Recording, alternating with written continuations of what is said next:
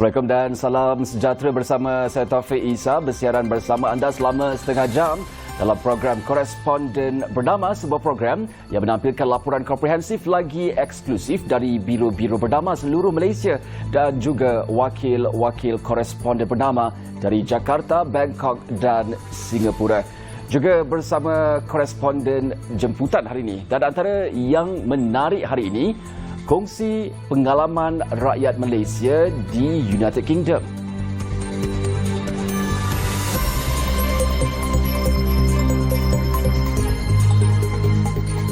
Juga perkembangan dari negara jiran Singapura.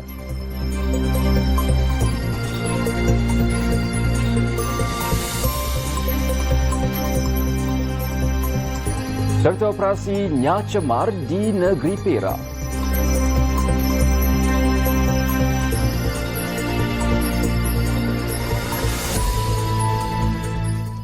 Memulakan koresponden hari ini ialah dengan status COVID-19 setakat 5 April di mana jumlah kes baru 179 orang.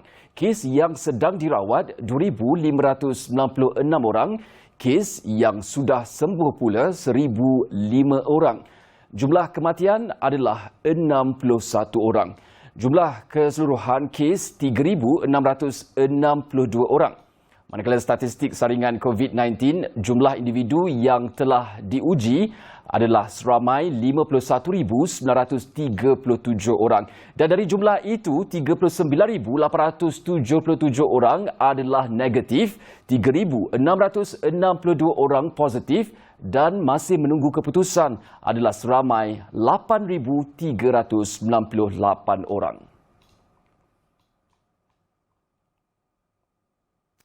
Baik, kita beralih pula ke situasi global untuk COVID-19 ini di mana Pertubuhan Bangsa-Bangsa Bersatu PBB menyifatkan wabak penyakit COVID-19 sebagai ujian paling hebat yang mereka hadapi sejak pembentukan Pertubuhan Bangsa-Bangsa Bersatu.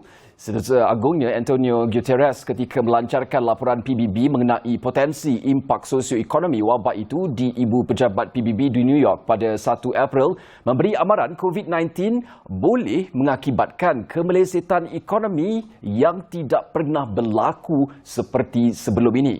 Malah menurut beliau lagi, penyakit coronavirus yang baru itu menjejaskan kehidupan masyarakat, meragut nyawa serta menyebabkan ramai orang hilang mata pencarian.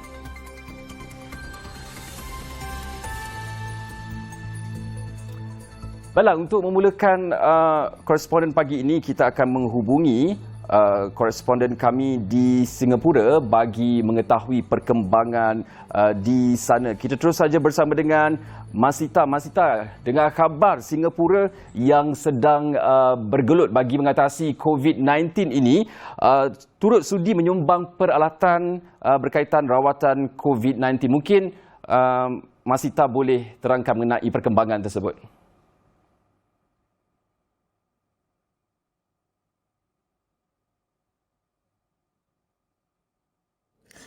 Ya, Suruhanjaya Tinggi Malaysia di Singapura baru-baru ini telah menerima bagi pihak kerajaan Malaysia sejumlah 4 buah ventilator dan peralatan untuk ujian saringan COVID-19 yang membolehkan 10,000 ujian dijalankan. Ia merupakan sumbangan daripada Yayasan Temasek, sebuah organisasi pertubuhan bukan kerajaan yang ternama di sini. Simbolik penyerahan secara rasmi telah dilakukan di Viridis Laboratories Science Park Drive antara Timbalan Pesuruhjaya Tinggi Malaysia Muhammad Razzi Jamaluddin dan Ketua Eksekutif Yayasan Temasek Benedict Cheong. Hadir sama Penasihat Pertahanan Kolonel Ahmad Farid Arifin dan Menteri Suruhanjaya Muhammad Azri Mohtar. Jadi Masita, bagaimana agaknya proses untuk membawa barang-barang ini melintasi sempadan, sebab seperti kita ketahui Malaysia dan juga Singapura turut mengetatkan sempadan kedua-dua negara serta mengetatkan proses pergerakan pelawat di pintu-pintu masuk negara masing-masing. Masita. Ya betul, seperti mana-mana juga upacara penyerahan, ia nampaknya mudah bersalaman antara kedua-dua wakil dan ianya selesai. Tetapi bagaimana proses yang berlaku di sebalik tabir? Difahamkan terdahulu pihak Yayasan Temasek telah menghantar barang yang disumbangkan secara beransur-ansur ke Suruhanjaya Tinggi Malaysia yang terletak di Jervois Road. Hinggalah pada 3 April, Suruhanjaya telah memutuskan untuk membawa keluar sumbangan tersebut ke Johor Bahru untuk diserahkan kepada Wakil Kementerian Kesihatan Malaysia. Perlu diingat, 3 April adalah tarikh di mana pihak Malaysia menguatkuasakan semua rakyat Malaysia yang pulang ke tanah air perlu dikuarantin selama 14 hari di pusat-pusat yang disediakan. Juga sebaik masuk semula ke Singapura, pelawat akan diberi stay home notice yang mewajibkan mereka berada di rumah selama 14 hari.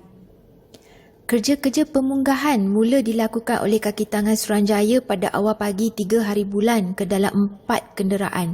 Usaha itu dilakukan dalam keadaan hujan yang lebat. Walau bagaimanapun, usaha diteruskan dengan setiap kotak disusun rapi bagi mengelakkan kerosakan dalam perjalanan yang akan mengambil masa kira-kira 2 jam. Suruhanjaya memilih untuk menggunakan laluan Tambak Johor bagi membawa pulang sumbangan tersebut. Perancangan teliti diperlukan kerana ia memerlukan kerjasama semua pihak untuk memastikan peralatan dan sumbangan selamat tiba di destinasi yang memerlukan. Bantuan seperti test kit memerlukan sokongan cold chain logistik untuk memastikan bekalan tersebut tidak rosak semasa penghantaran. Sebagai Suruhanjaya, mereka tetap tidak mengambil ringan proses yang perlu dipatuhi, antaranya deklarasi kepada pihak kastam dan imigresen kedua-dua negara. Clearance perlu diperolehi dari kedua-dua pihak berkuasa bagi memudahkan proses membawa pulang barangan ini. Saya difahamkan bahawa semua sumbangan kepada Kerajaan Malaysia hendaklah dialamatkan kepada Ketua Setiausaha Kementerian Kesihatan Malaysia sebagai penerima rasmi, dan Kementerian Kesihatan selaku penerima akan menjadi penyelaras untuk menyalurkan bantuan tersebut kepada hospital-hospital dan frontliner di Malaysia. Suruhanjaya Malaysia di Singapura ialah satu daripada kedutaan-kedutaan Malaysia di luar negara yang diatur gerak oleh Kerajaan Malaysia dalam usaha memerangi wabak COVID-19 ini. Terdahulu pada 2 April, Suruhanjaya Tinggi Malaysia telah membantu membawa pulang 70 wanita hamil warga Malaysia yang bekerja di Singapura bersama-sama dengan 10 kanak-kanak dan orang kurang upaya melalui Tambak Johor.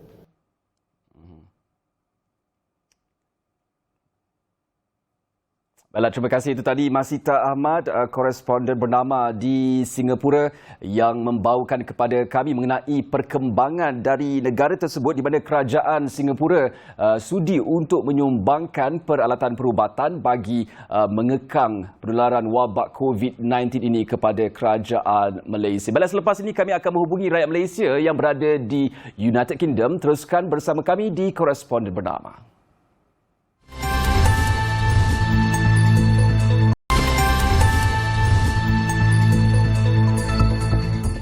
Bertemu kembali di koresponden bernama. Menurut perangkaan Corona Tracker mengambil sumber pelbagai agensi termasuk WHO, 3 negara teratas yang mempunyai paling banyak kes COVID-19 ialah Amerika Syarikat di tangga pertama, kedua negara Sepanyol dan yang ketiga ialah negara Itali. Negara lain yang mencatatkan jumlah kes COVID-19 yang besar juga termasuklah United Kingdom, di mana di United Kingdom merupakan salah satu negara di dunia yang terjejas teruk akibat wabak COVID-19. Setakat hari ini, jumlah positif COVID-19 ialah sebanyak 41,903 orang, manakala jumlah kes sembuh adalah seramai 135 orang.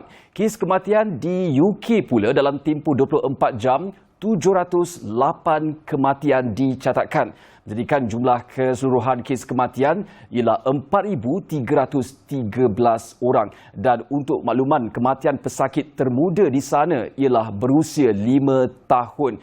Juga perkembangan terbaru dari sana di mana Perdana Menteri Boris Johnson telah pun dimasukkan ke hospital kerana positif COVID-19 ini. Untuk mengetahui perkembangan lebih terperinci, kita bersama dengan rakyat Malaysia yang berada di sana sejak September 2019, iaitu Harizah Hanim Muhammad, berhubung melalui Skype secara langsung dari sana.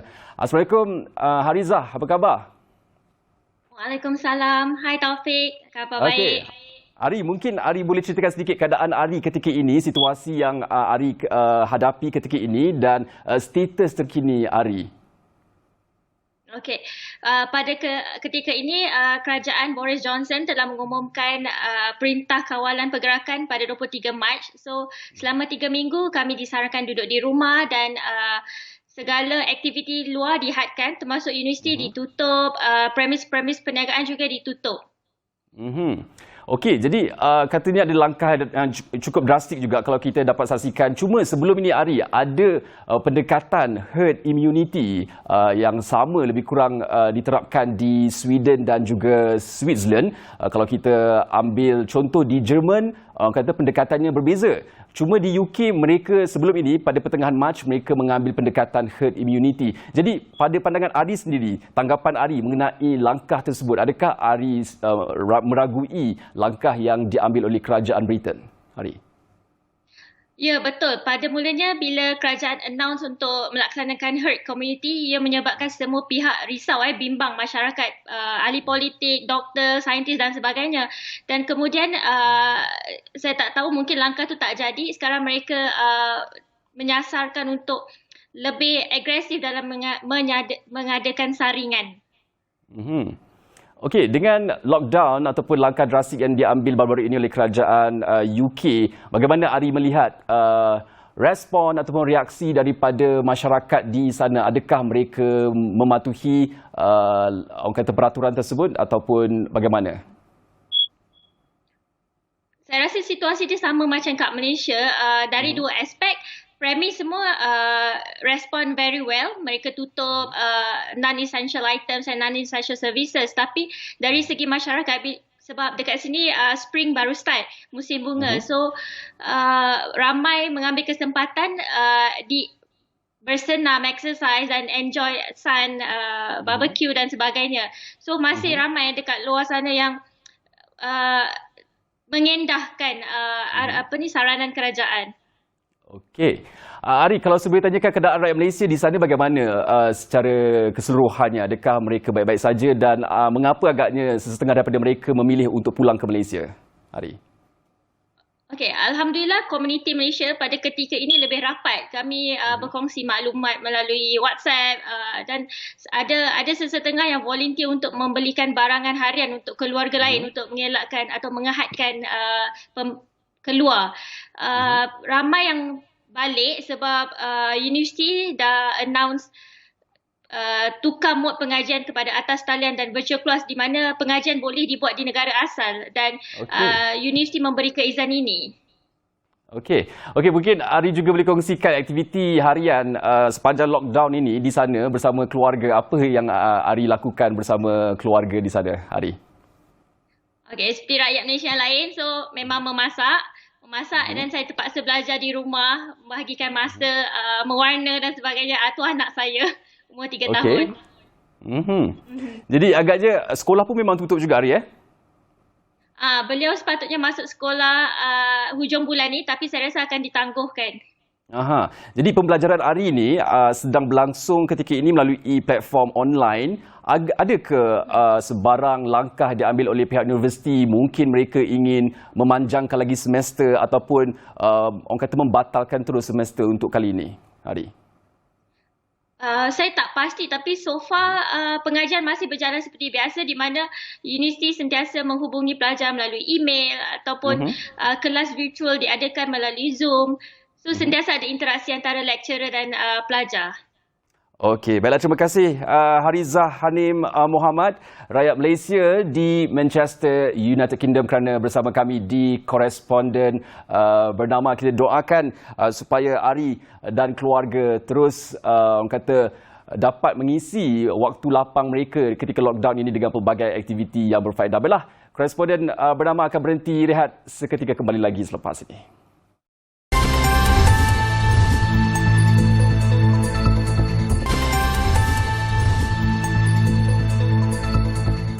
Masih lagi di Koresponden Bernama. Seperti yang kami janjikan, kami akan bawakan mengenai perkembangan berita di negeri Perak Dan untuk itu kita terus saja bersama dengan Rozaina Abdul Rahim untuk perkembangan berita dari sana. Silakan Zai. Ya Taufik, di Perak setakat ini terdapat dua daerah dikenal pasti antara lokasi diklasifikasikan sebagai zon merah wabak COVID-19, iaitu Hilir Perak yang mencatatkan lebih 60 kes dan daerah Cinta yang mencatatkan lebih 80 kes. Manakala difahamkan daerah Kampar, tiada kes dilaporkan setakat ini.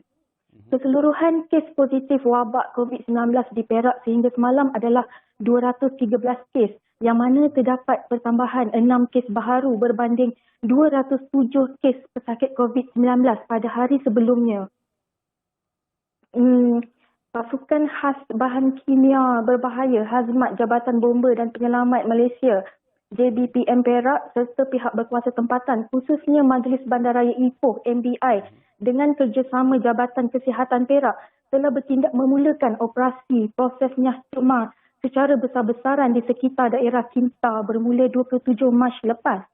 Operasi Nyah Cemar telah dijalankan di sekitar kawasan pejabat MBI, pasar-pasar awam seperti Pasar Tanjung Rambutan, Medan Selera, sekitar stesen kereta api Tanah Melayu KTM Ipoh, stesen bas, mesin pengeluaran ATM dan rumah ibadat. Operasi Nyah Cemar yang dijadualkan sehingga 14 April turut menumpukan kawasan tumpuan awam khususnya di daerah Hilir Perak dan Cinta yang dikenal pasti sebagai kawasan zon merah wabak COVID-19. Jurucakap Jabatan Bomba dan Penyelamat Perak berkata, kawasan yang dikenal pasti untuk proses Nyah Cemar diputuskan hasil perbincangan bersama pihak berkuasa tempatan di bawah Pusat Kesiapsiagaan dan Respon Krisis CPRC Perak. Proses sanitasi awam itu dilakukan dengan menggunakan teknik semburan di permukaan yang dikhawatiri boleh menyebabkan penyebaran wabak COVID-19 melalui sentuhan objek. Malam dan hari ini seramai 30 anggota dan pegawai Jabatan Bomba dan Penyelamat Perak terlibat dalam operasi Nyah Cemar di sekitar Ipoh dan Teluk Intan. Okey, Zai, kalau Zai kita dapat saksikan tadi, Zai kongsikan mengenai operasi Nyah Cemar berlaku di tempat-tempat awam, contohnya seperti di Medan Selera dan juga pasar. Adakah tempat-tempat tersebut ditutup bagi membolehkan pihak berkuasa untuk melakukan operasi Nyah Cemar ini, Zai? Ya betul Taufik. Tempat-tempat itu ditutup bagi memberi laluan kepada operasi Nyah Cemar yang dijalankan sehingga 14 April atau sehingga perintah kawalan pergerakan ini ditarik semula. Okey, Zai, maksudnya operasi Nyah Cemar ini akan terus berlangsung sehingga 14 April setiap hari, begitu kan? Ya betul, setiap hari Jabatan Bomba dan Penyelamat serta. Okey, sedikit mungkin Zai juga boleh kongsikan mengenai pematuhan PKP di kalangan masyarakat di sana, bagaimana? Seperti dimaklumkan Ketua Polis Perak, Datuk Razarudin Hussein, pematuhan PKP oleh rakyat Perak adalah sebanyak 95%, yang mana 5% lagi perlu keluar untuk pergi kerja, membeli barangan keperluan atau mendapat rawatan di klinik selain segelintir yang masih berdegil kerana keluar tanpa alasan munasabah. Yang terkini mengenai pelaksanaan Perintah Kawalan Pergerakan PKP di Perak, Kerajaan Negeri telah menetapkan waktu operasi baharu bagi pasar borong di negeri ini sepanjang tempoh pelaksanaan PKP fasa kedua sehingga 14 April ini. Setiausaha Kerajaan Negeri Perak, Datuk Ahmad Suwaidi Abdul Rahim berkata, waktu operasi pasar borong bagi barang basah ditetapkan dari pukul 4 pagi hingga 10 pagi, manakala sayuran dan buah-buahan dari pukul 11 pagi hingga 4 petang berkuat kuasa mulai hari ini. Manakala antara pukul 10 hingga 11 pagi, semua pasar borong ditutup bagi tujuan pembersihan. Okey, baiklah, terima kasih Zai. Itu tadi Rozaina Abdul Rahim yang membawakan kepada kami mengenai perkembangan dari negeri Perak. Baiklah, kami di Koresponden Bernama menyediakan tips motivasi sepanjang tempoh negara kita diuji dengan wabak COVID-19 ini. Tips kali ini adalah berkaitan dengan fokus nilai kebersihan elemen yang penting dalam pencegahan wabak ini. Kita saksikan.